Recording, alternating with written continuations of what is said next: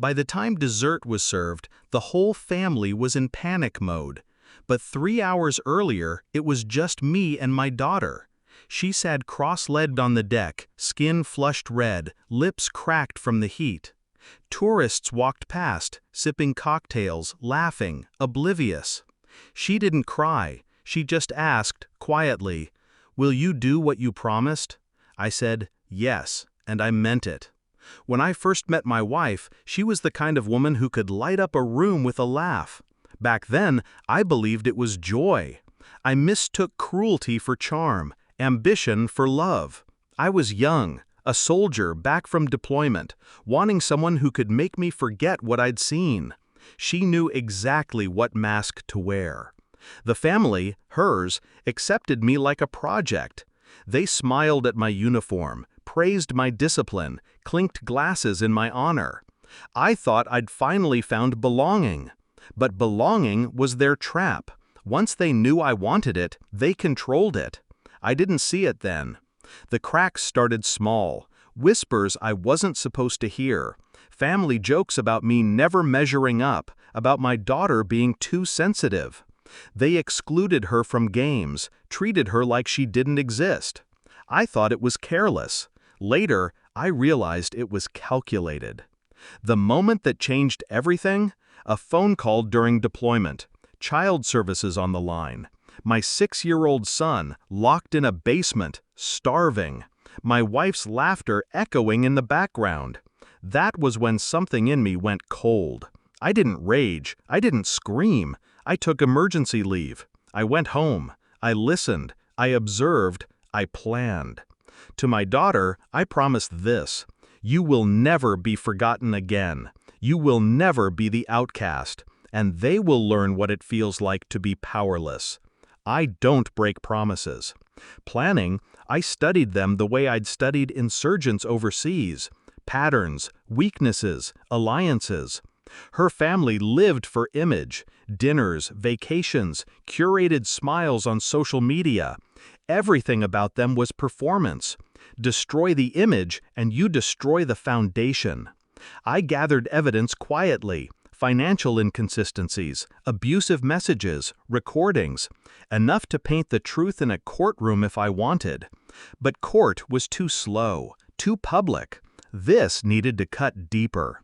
I wanted them to feel what my daughter felt: discarded, invisible, exposed.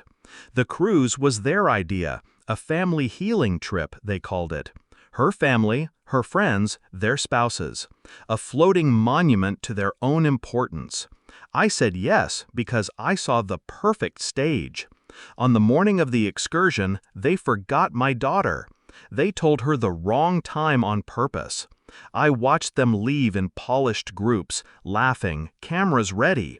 She waited on the deck, the sun punishing her skin, for 3 long hours. When they returned, I was ready. I'd already disabled their Wi-Fi access, quietly rerouted with a few keystrokes the night before. Their phones locked in safes, useless, no signal, no way to control the story. Then came dinner. The captain's hall, chandeliers swinging with the rhythm of the sea. Every family member seated, wine glasses shining. They expected compliance, smiles, photos, the perfect portrait. Instead, the screens lit up. Every monitor in the hall, their voices, their laughter, the recordings of what they'd done. My son's cries, my wife's mocking words about him starving, their sneers about my daughter being weak, too needy. Every passenger watched, every crew member froze. The mask shattered. Her father slammed his fist on the table, shouting. Her mother sobbed, begging me to stop. My wife went pale, then red, then pale again. My daughter sat beside me, eyes wide but calm. I didn't say a word. They scrambled for control, but there was none. No phones, no excuses, no audience to manipulate. Only truth. Her uncle lunged at me, hand raised. Security stepped in before he touched me. The captain demanded an explanation, but I just leaned back, silent. I wanted them to squirm, to hear their own words bounce back at them. Finally, my wife looked at me, trembling. "What did you do?" I answered evenly, "Kept my promise." By dessert, they were unraveling. Whispers among passengers spread like fire. Stares cut sharper than knives. The family's empire of image collapsed in a single evening. My daughter ate ice cream slowly, spoon by spoon, like she had all the time in the world. She didn't smile. She didn't need to. She just leaned her head against my arm, and I felt the weight lift. I'd seen battlefields burn, men fall, nations fracture. But this was justice. Not with bullets, with truth. I watched them crumble, powerless. And for the first time, I didn't feel like the soldier who had to endure. I felt like the father who had kept his word. The promise was complete. And as the ship cut through the dark water, I whispered to my daughter, so only she could hear, "You'll never be forgotten again."